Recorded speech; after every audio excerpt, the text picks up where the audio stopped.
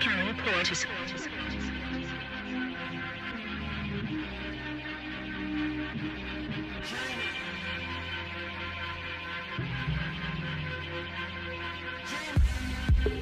Tariq was a dreamer. He never let his circumstances stop him from believing there was a better life out there for him. For some reason, he just knew it.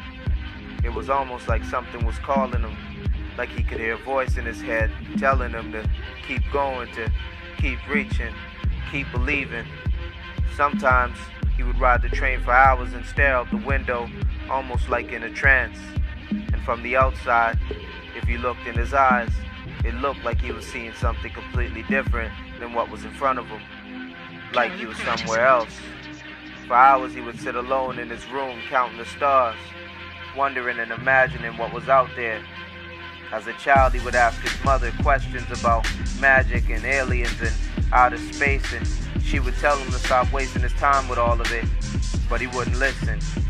He loved his mother and his family, but he knew he was different. He knew he didn't belong there.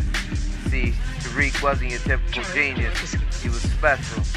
Even his friends knew it. He excelled in sports, basketball in particular, but everybody could tell that he had a future way beyond sports.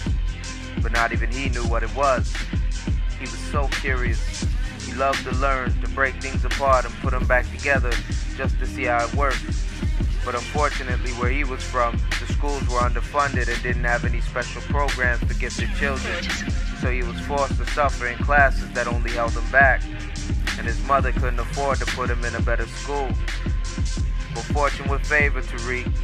And one day, while Tariq was sitting on the train on his way home from school, he so happened to see a flyer advertising a science fair that was happening in a few days.